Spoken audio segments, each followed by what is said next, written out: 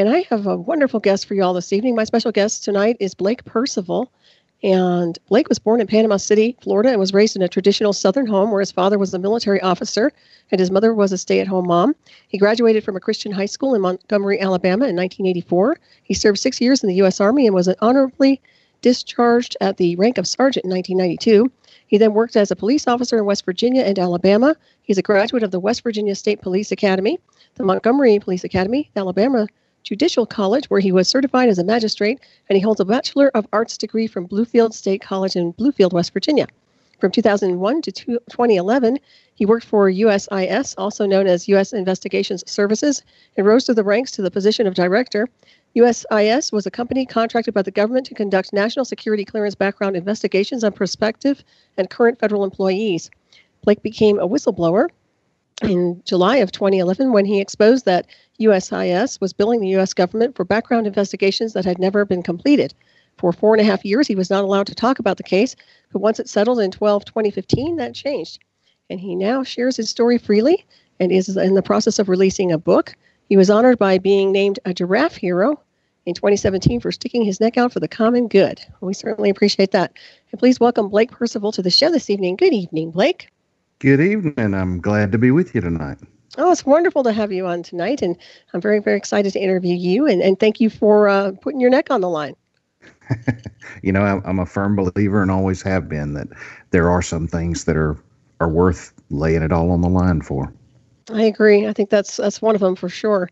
I really applaud you for that. So I have to ask you, what guided you to go this course of the whistleblower? You know, when everything hit the fan, so to speak, that was the only course of action that was out there for me to find justice. You know, I had lost everything, and thank goodness there is such a law. It's called the Ketam law that puts some incentive behind exposing things like this and fraud. And because that law exists, it made it possible for there to be a financial reward for, you know, the lawyers to help me. Had it not been for that, this probably never would have been exposed. Mm-hmm. Yeah, that's very good right there. And then can you walk us through how you became involved in whistleblowing as far as your personal circumstance itself and what sparked the event? Yeah. Yeah, if you don't mind, I'll back up just a little bit because, you know, when you're the person, and I know you know this firsthand, but when you're the person that goes through something that other people find, you know, intriguing, you know, to me, it's just my story. Right. So I'll back up just a little bit from you know, when I actually blew the whistle, and I was just a guy that was going to work every day and you know, trying to do better for me and my family, and lo and behold, I found myself exposing one of the biggest frauds in our country's national security clearance system ever. Wow.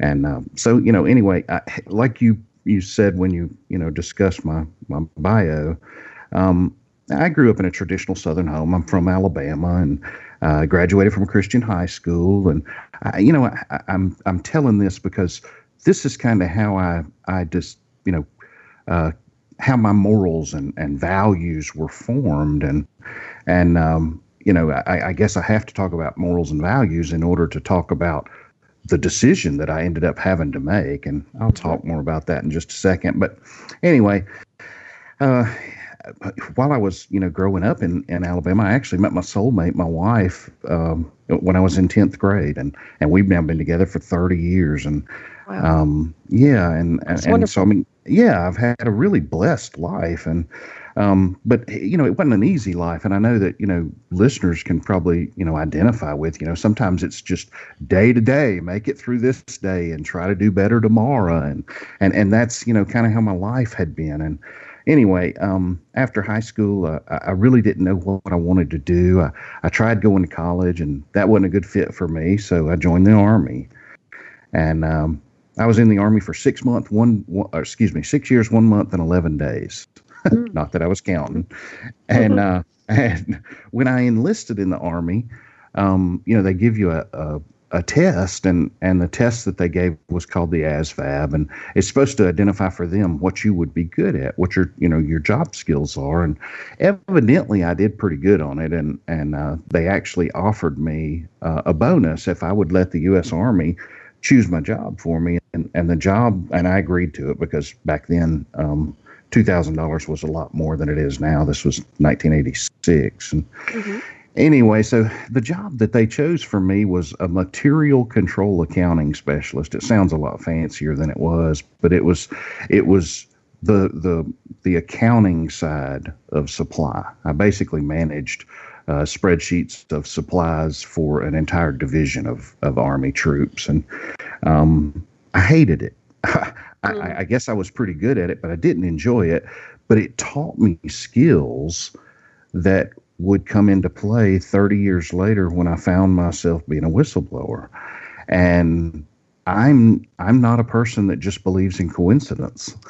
I believe that, I mean, I let the Army choose my job, and they chose something for me that would end up being key in the biggest thing I have ever been involved in my life. So anyway, that's why I tell that part of it. But after doing that for 4 years in the Army, I re-enlisted, and I switched over and became a military policeman, a 95 Bravo. And I believe that was my calling in life. I believe that I was supposed to work in the criminal justice field, and that's when I made the change and started doing that, and I loved it. But when it came time to get out of the Army, I was coming back from overseas, and me and my wife, and at the time we had 3 kids, we moved to West Virginia. And I went to work in Beckley, West Virginia as a police officer. And I went to school at night, and I actually completed my bachelor's degree in West Virginia using the GI Bill, going to school at night. And after being at Beckley PD for about 5 years, I went back to Alabama for a high school reunion.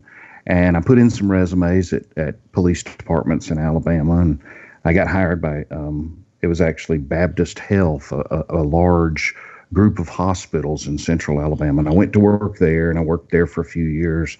And then I got offered a job at Auburn University at their Montgomery campus. It's called AUM. And I went to work there as a police officer, as a campus police, and did that for a little bit. And then after being there just a short time, my hometown that I had grown up in is Wetumpka, Alabama. It's a Creek Indian word, but anyway, they offered me a position there, and each one of these jobs that I was switching into was, a better position because, like I said, I was trying to move up. I was trying to do better in the world and provide better for my wife and children, and so I went to work for Wetumpka PD, and I worked there for, I guess, somewhere between 6 months and a year, and I got offered another job, and it was with the Montgomery Police Department.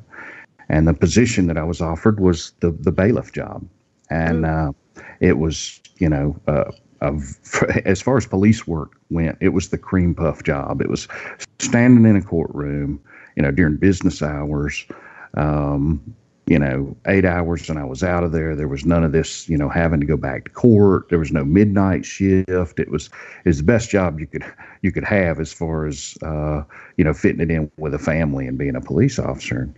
Anyway, it was lieutenant pay grade. So it was really, for police work, it was good money. And so I did that for a couple of years, and I had completed my bachelor's degree in the meantime. And I was trying to find a way to, make that bachelor's degree pay off for me. And I was doing an online search, and this is in about 2000. And I ran across a job posting, and it was a federal job posting. It was for a job doing background investigations for the federal government. It was actually for the U.S. Office of Personnel Management, Office of Federal Investigations. Most people had never heard of it. I had never heard of it.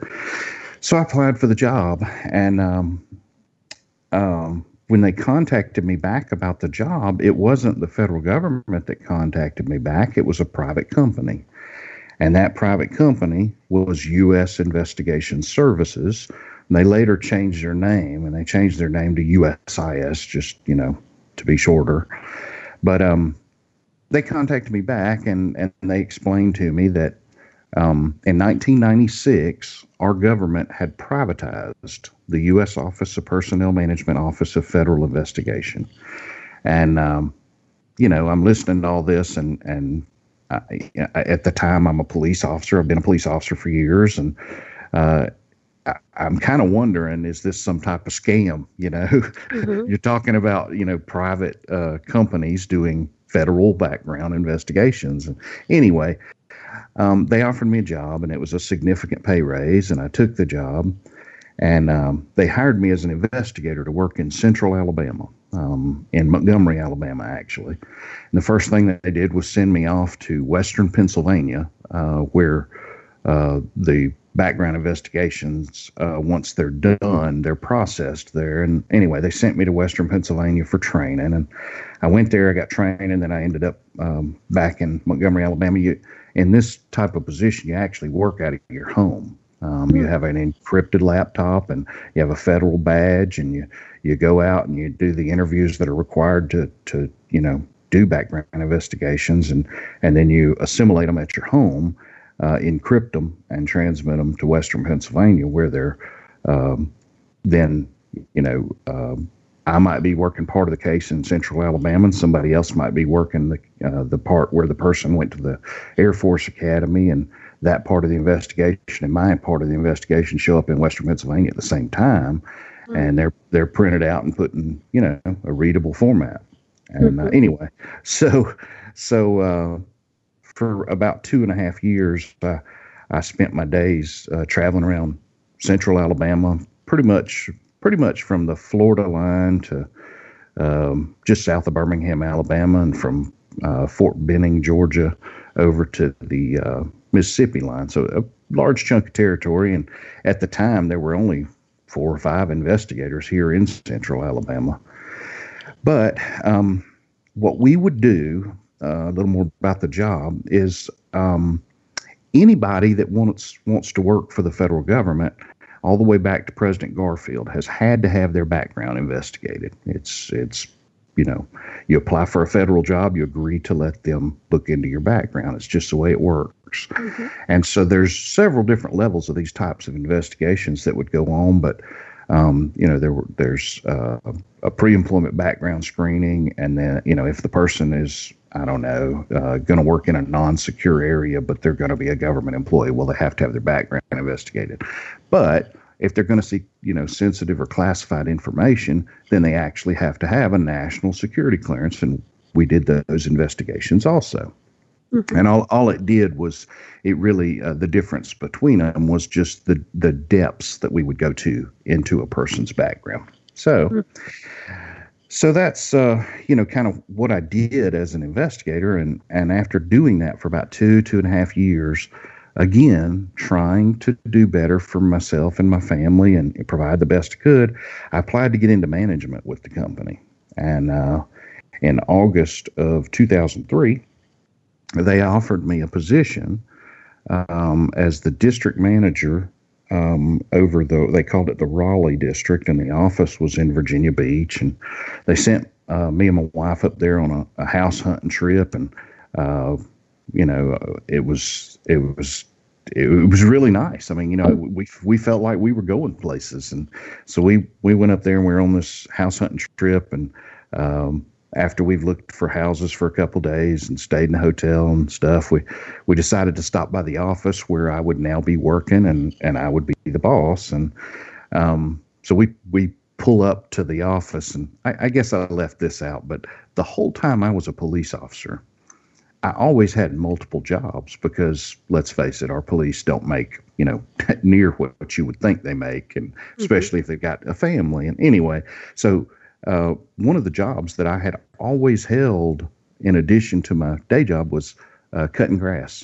I cut grass at a hospital and for, some private clients. And anyway, so I pull up to this fancy office building that I'm going to be the boss at, and I'm feeling pretty proud of myself, to be quite honest. And we're getting out of the car, and I'm getting out one side, and my wife's getting out the other. And my wife she truly compliments me, and she keeps me humble when I need to be humble. And I'm getting out of the car, and she says, "Hey, Blake, the last time you were at an office this nice, you were there to cut the grass." Mm. and and it hit me just right. And I think it set the tone for how I would be a manager, how I would, be the boss, and how I would manage the office and the people that would work for me. And so I had a great time working there, and I was actually over Pope Air Force Base, Fort Bragg, Joint Special Operations Command, and it was wonderful. I enjoyed working there, and I was there for about 2 years. I think I had 27 investigators in that eastern North Carolina area. So after being there for a couple of years, the company went through some reorganization, and when this company was formed, like I think I said earlier, it was actually created by Congress, and they had set it up as what they call an ESOP, an Employee Stock Ownership Plan, where, since it was set up by our government, there was no company management involved as far as investing. So every year that you worked there, you got stock in the company. And anyway, after I was there a couple years, the management of the company took a vote, and they decided to sell the employee-owned stocks. And looking back on it, that was the beginning of the demise of the company. But anyway, they sold the company to a private equity firm. And the private equity firm that first invested in the company was Carlyle Group. Are you familiar with them, or have you ever heard of Carlyle Group? I've heard of them, but can you go into details as far as what sure. they're about? Okay. Sure. I'll go into a little bit. Okay. One of the things that I found, unique about Carlyle Group was one of their major investors was the Bin Laden family. Mm. So you're talking about the company that at that time was the only people other than the FBI. The FBI does some national security background investigations, but 90% of them at that time were done by this company. And lo and behold, right around the time of September 11th, 2001, the Carlyle Group was actually the major, they owned, I think, 60% of USIS. And I just find that ironic and troubling. Right. Anyway, so Carlyle Group were the owners. And then about the time that I was just talking about when I was at the Raleigh district, Virginia Beach, and I was leaving there, they had gone through some reorganization because the company had been sold again. Carlyle Group was kind of forced out because of September 11th.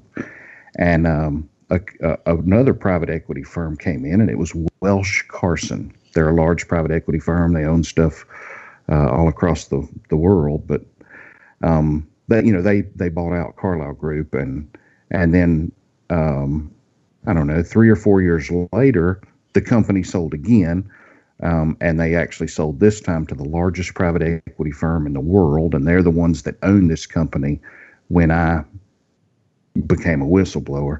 And that private equity firm is called PEP, or Providence Equity Partners. So, because of this restructuring the company had gone through, they offered me a lateral transfer. They were actually, doing away with the management position where I was. They offered me a lateral transfer as a manager back to Montgomery, Alabama. And that was great with us. I was still moving up in salary and stuff, but now I'd be back in my hometown. So we moved back to Montgomery. And, like I mentioned earlier, when I started with this company about 5 years earlier, there were only 3 to 5 investigators in Central Alabama. Well, I came back and I had 23 investigators working for me.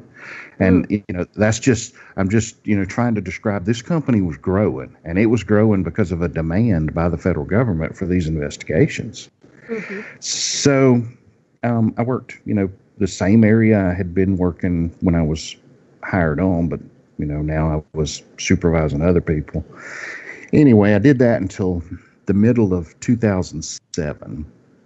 And in 2007, the company called me and they asked me if I would like to move to Minneapolis, Minnesota, and be the district manager in Minneapolis. Well, I had never been to Minneapolis, Minnesota, and so they offered me the job. They made it well worth my considering going there, and so I accepted the position. And I'll just tell you, if you want to convince somebody from South Alabama to move to Minneapolis, Minnesota, send them there in April or May, because the snow's melted. It's beautiful. So anyway, so we moved to Minneapolis, and I took over one of the larger districts within this company. It covered 370,000 square miles. It had 117 investigators. And these investigators were covering pretty much everything from the Wyoming line to Chicago, from the Canadian border to the southern border of Iowa. Large chunk of territory. And while I was there, I began to get noticed by upper management. I mean, they had known who I was all along, but I began to get noticed for initiatives that I was taking, to make things more productive and help the investigators do their job better. And so I guess I was there for a little over 4 years. And in January of 2011, I got a call and they asked me if I would be interested in moving to Western Pennsylvania, where I had gone for training when I first got hired with this company. And the position was the Director of Fieldwork Services in Western Pennsylvania. Well, the government had a facility there where all these security clearances were processed, and USIS had operations in that facility. And then they also had, and it's an underground facility, it's called Iron Mountain. And then USIS also had an above ground facility. It's 40,000 square feet, 350 employees, and they were offering me the position over that facility. And what that facility did was, like I mentioned earlier, you got all these investigators, all over the country doing security clearance investigations and sending them in encrypted. And you had reviewers at this facility that would process those security clearances. And these reviewers had, the applicable laws and federal regulations in front of them, and they made sure that the investigations coming in met the congressionally mandated guidelines. And when the proper investigation had been done, they would mark it, complete on our end, and turn it over to the government for the government to decide whether to grant a security clearance or not. And at that point, USIS would be paid for doing the investigation. Well, I was told I was being brought in to streamline the operation and to improve morale. And I had a history of relating well with the employees. And this particular facility that I was coming into, it had a bad morale issue. And the attrition rate was about 20% per year. So they were losing 20% of their employees every year. At this point, the government had brought in a couple other companies that were working on the contract also. And so they were the easiest place for them to get trained employees was from USIS. And they were able to hire them away because of the morale issue in this facility. And so I knew I had to go to work on that. I had to relate to the employees. And let's face it, I was an investigator. I had never reviewed security clearance investigations for completeness. So I needed to learn what they did, and I needed within the facility, and I needed to talk with them and find out what they liked and what they didn't like about the job. So what I did was I started having small meetings. Sometimes 3 or 4 employees, sometimes, 10, 12 employees. And I would basically ask them, what do you like about your job? And every time I would ask that, I would pretty much get the same type of answers. Everybody liked that, this company was a line of defense for the U.S. government. And, metaphorically, while they were telling me how much that, this part of it they like, I could almost see them waving an American flag. They were proud of this stuff. And I tried to accent or accentuate what people liked about the job. And then the next thing I would ask them is, what do you hate about your job? And, everybody has something they hate about their job, but most of the stuff I was hearing was, and I know I don't mean to say it was minor, because when you have something that bugs you about your job, it's not minor. But anyway, it was not big things that were bothering people. It was dirty carpet. It snows a lot in Western Pennsylvania, and this facility, the company had purchased it about 3 years earlier, and the carpet had never been cleaned. And it looked rough, and it was actually black. And so we had a maintenance crew. I got them a steam cleaner, and lo and behold, it was blue carpet. And it solved one of those problems. And another problem that we discussed in these little meetings was coffee. If you want people to review mind-numbing, in some cases, paperwork 8 hours a day, and a lot of times more than that, the best thing you can do is give them all the caffeine they want. So Right. we brought in a coffee service, and let's face it, that helps with the morale. So I'm working on these things as I'm hearing them, and I guess I had been there about 3 weeks by the time I got to meeting with the two people that worked directly for me. They directly reported to me, and they were senior managers. And when I wasn't in the facility, they were in charge of it. And so, to me, it was just another day at the office, and we were getting together to talk. And I posed those two questions to them. What do you like about your job? And they both chimed in. And, again, metaphorically, I can see the American flag out. And they talked about the same stuff that the rank and file employees had been talking about. But when I asked, what do you hate about your job? One of those two employees blurted out, I hate that we have a process called dumping. And I had no idea what this employee was talking about. I didn't know what dumping was.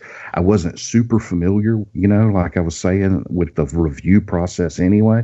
So I said, what's dumping? And she began to explain to me what dumping was, and dumping is the fraud that I ended up exposing. Let me see if I can break it down. Okay. So, like I said, this company had been sold into a private equity firm. At this point, it's the largest private equity firm in the world. And every time a company sells, the new investor is investing because they think they can make money, and they're demanding a return on their money. Well, what USIS did for the government, they were paid a set fee for each type of investigation that they would deliver to the government. So if you know how much your budget is that you need to bring in that month, you also then know how many investigations you need to release to the government in order to meet that amount of money. So the scheme that upper management within this company came up with was, as the end of the month approaches, we'll just release the number of cases that need to be released to the government as if they've been investigated and reviewed, and we'll just release them to the government and receive payment, and that way we'll always meet budget. Wow. So, when I heard that, I was blown away. I couldn't believe it. I had spent my adult life in one form or another, protecting this country and the citizens of this country. And I could not believe, and you can call me naive, and I wouldn't blame you, but I just could not believe that they were placing money above our national security. Mm-hmm. But Right. that's what it all boiled down to. And I've always heard, money's the root of all evil. But anyway, at this point in my story, I'd just like to say that, I went through a little bit earlier kind of how I think my morals, values were instilled in me, being in the military, working in the police and criminal justice field, and growing up in a traditional Southern home. And anyway, I really believe that a lot of times we go out into the world working our jobs without ever deciding what's right and wrong, what's acceptable, and I'm very thankful that immediately when this person, when she told me about the dumping, after having her explain it to me, I looked right at her and said, as of now, we don't dump. If anybody tells you to dump, send them to me. And I credit the upbringing that I had and the fact that I had actually kind of worked through in my own, mind, what right and wrong is, Mm-hmm. and I would encourage everybody to decide ahead of time what's acceptable to you, because when it is time to act on your beliefs, you don't have time to decide. That's right. But anyway, that decision and that discussion literally was probably 2 minutes of my life, and it appears that that's what I'll be remembered for. But anyway, it put me on a collision course with upper management. Of course, they didn't like that I stopped the practice of dumping, Mm-hmm. and within just a short time, they fired me. And I would also tell everybody at this point, when the facts are on your side and you're right, there are things that are worth standing up for no matter what happens to you. And that's what I decided at that point, was that this was that important. So in May of 2011, they took my federal badge, federal credentials, suspended my security clearance, and walked me out of this facility as if I was a criminal. And I was the only person that had said, no, I won't do this. And that to me is a little bit ironic. Mm-hmm. Yeah. So they walked me out, and, I was a little bit strung out as far as my personal situation. I still didn't live in Western Pennsylvania. I was staying in a corporate apartment. I had a corporate BlackBerry. I had a corporate direct bill credit card. I drove a corporate SUV. My home in Minnesota was, empty. The furniture had been moved out of it. The home was sitting there on the market for sale. From all angles you look at it, I was in a pickle. And I went from in one day, I went from a 6-figure salary, a 20% bonus each year, and all the benefits I just mentioned, to no income. And they actually called me about 2 days after they walked me out. They told me not to leave, stay in Western Pennsylvania while they worked out the details of my separation from the company. So they called me and they asked me to meet them in a parking lot. And I met an HR representative in the parking lot, and she handed me a thick severance package. And she told me that all I had to do was sign it, and they would give me $42,000 to walk away from this company. And, I'm not the smartest guy in the room, but I'm not stupid. I'm going to look at it before I sign it. And I just briefly looking at it, it had what I call legalese, that writing that lawyers put on stuff, and they almost make it so small you can't read it. And I honestly believe that's why they do it, is they don't really want you to read it. Mm-hmm. But in that writing, the word whistleblower was in there.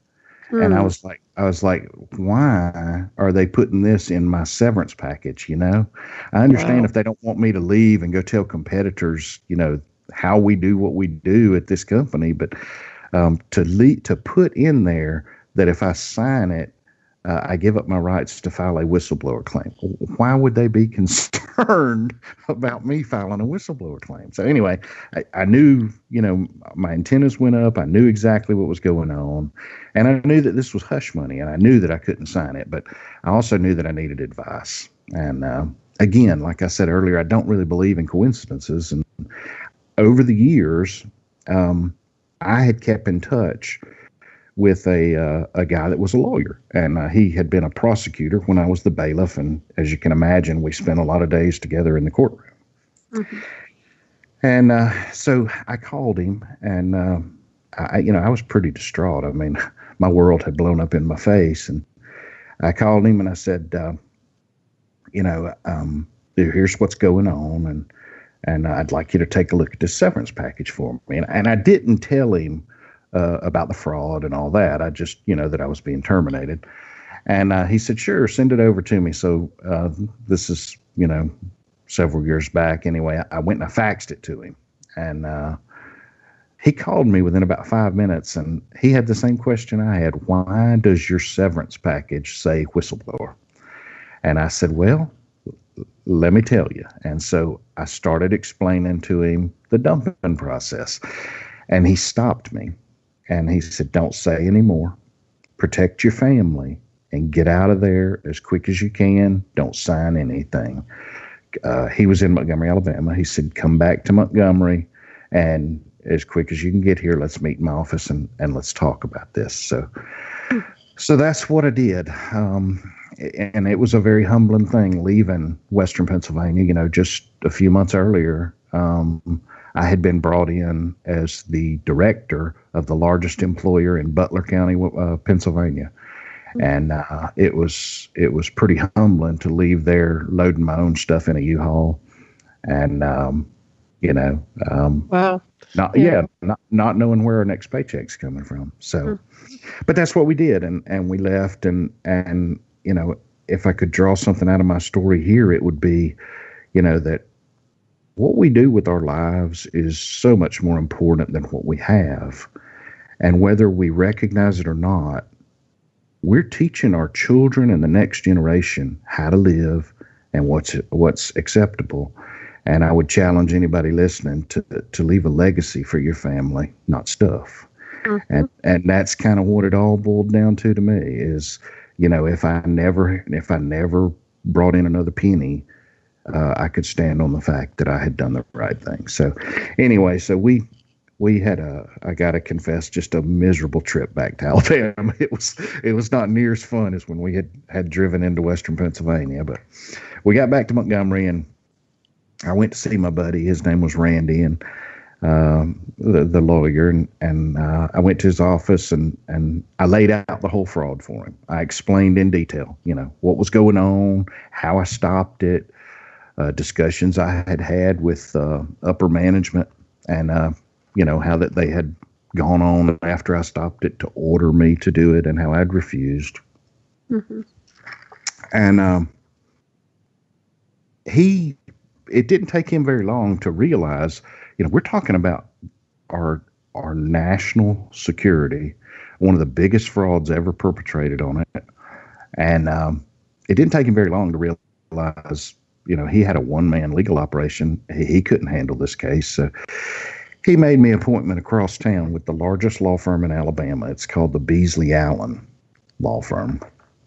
And he took me over there, and I remember getting there and going in, and they set me down at a huge briefing table, and it was me and my friend, the lawyer Randy, on one side, and on the other side there were a couple legal clerks and a couple lawyers for Beasley Allen. And they said, Mr. Percival, what brings you here today? And I said, kind of like I did my story now. I thought I needed to tell them about my at least my history working with USIS. And so I did. I walked them through, everything I'd done with this company. And then I told them about the fraud. and and I showed them my severance package, and they also, keyed in on the part of it that said whistleblower. So when I finished talking, I sat down, and when I sat down, a lawyer across from me, his name's Larry Golston, and he ended up being my lawyer, but he stood up and he said, "Mr. Percival, what you have just described for me is classic whistleblower retaliation." He said, "But can you prove it?" And that's what's key. A lot of things happen to us, and if you're going to fight the big boys, you got to be able to prove it. And I was a very meticulous person. If you've worked with a bunch of people in the professional world, you know that at any time you can be called on to refer back to something that happened a couple of years ago, if it was a document or a memorandum, and you got to be able to find it. And I saved everything. And so I stood up, back up after he said that. And when I pulled a flash drive from my pocket, I promise you could see spit coming out this lawyer's mouth. He knew that I had the proof that I needed, and I did. And I told him, I've got everything right here on this flash drive. And so he said, he started scrambling. He had the legal clerks, get us a projector and a laptop, and they brought it in, set it up, and I put up on the wall spreadsheets that showed the fraud. And it was as simple as the number of cases being released to the federal government were so far, it was so many more than the employees in this facility could possibly review. It was laughable. I think when the federal government released some of their numbers, they actually said that in 1 week in 2011, one reviewer had released 4,000 background investigations. Yeah, and some of these background investigations were 50, 60 pages.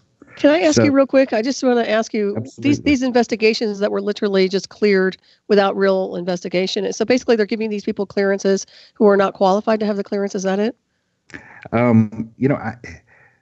I can't say they're not qualified because we don't know. We'll never know. But you can assume they're not, Right. All I know is that every case that was dumped,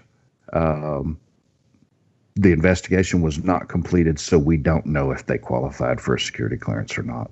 Okay, and can I ask you one more question? Do you think these people are foreigners? Are they from the United States? Because this was during the Obama administration, right?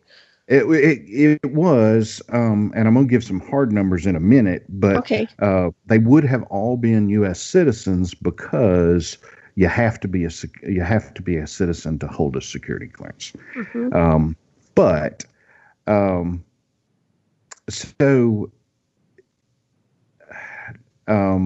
Larry with Beasley Allen,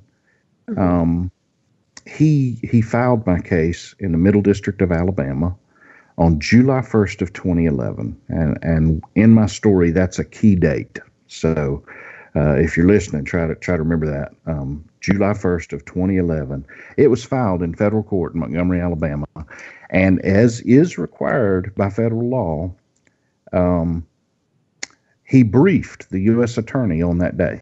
The U.S. attorney for the Middle District of Alabama was briefed July 1st of 2011 on the merits of my case, what I was alleging, who I was, and how I knew this.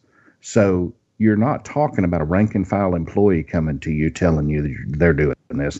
You're talking about the director of their operation. Right. And so it was filed on July 1st, 2011. And after it was filed, it kind of nothing happened. Every 60 to 90 days after I filed it, the federal government would come back through the Department of Justice, and they would ask for a continuance so that they could continue to investigate my claim. Now, when they did that the first time, it didn't surprise me because I was making a huge allegation, and I knew they had to, serve search warrants, seize some stuff and look into it. But when 60 and 90 days happened over and over and over for years, you got to ask yourself why. Why are they not taking action on what you've told them? Right. So it continued every 60 or 90 days until June of 2013. And in retrospect, looking back at this, had the stuff that happened in June of 2013 not happened, I'm not sure the government would have ever moved on my case.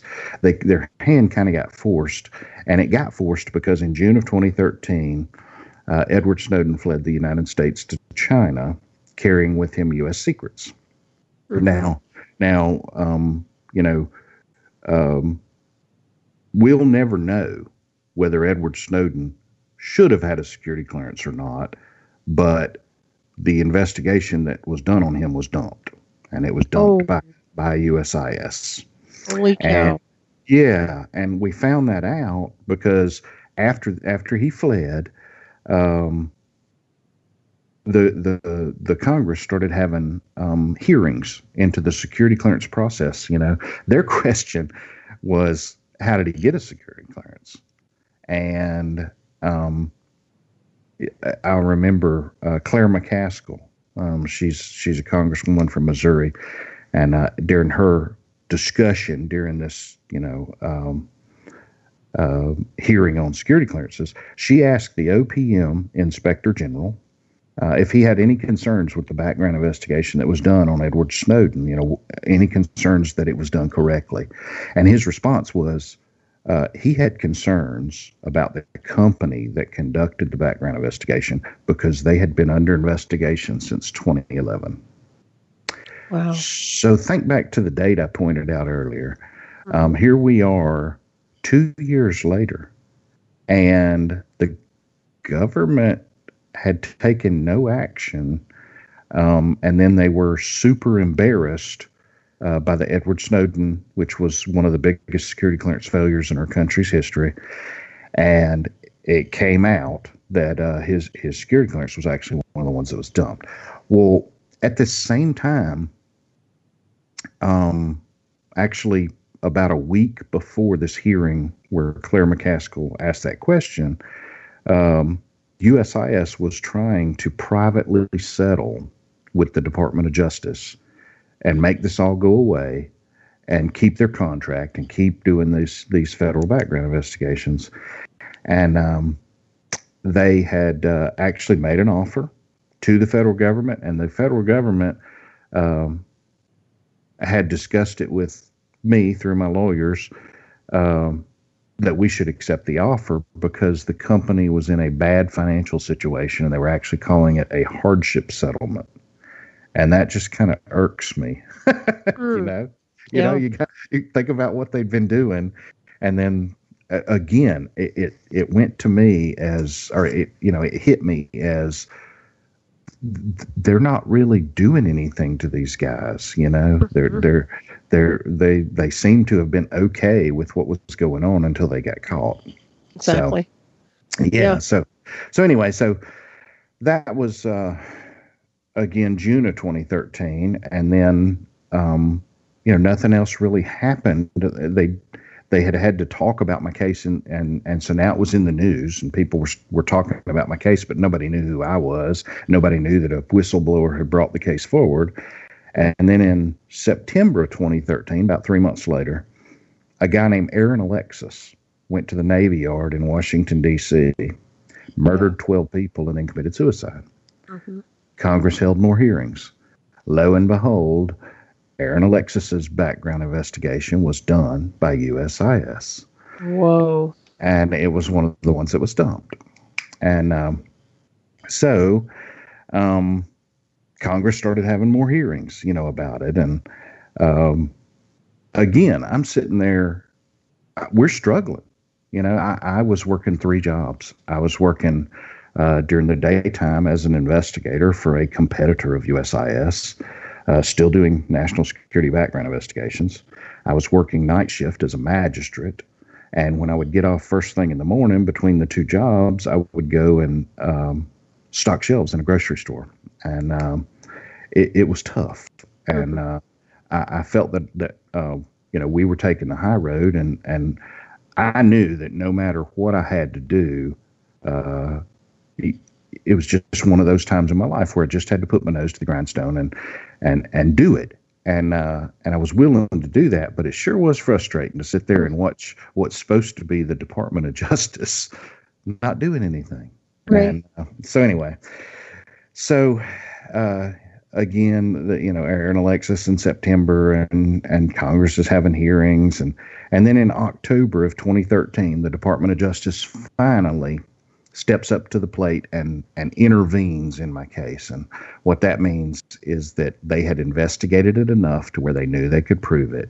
And they also knew that they had Congress on their backs now about this investigation and about this company. So up until this point, the case was under seal, but it was Blake Percival versus USIS.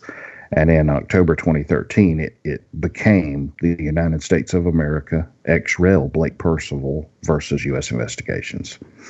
And so really at that point, all it did was release my name to everybody. I'm still working 3 jobs. They hadn't done anything for me.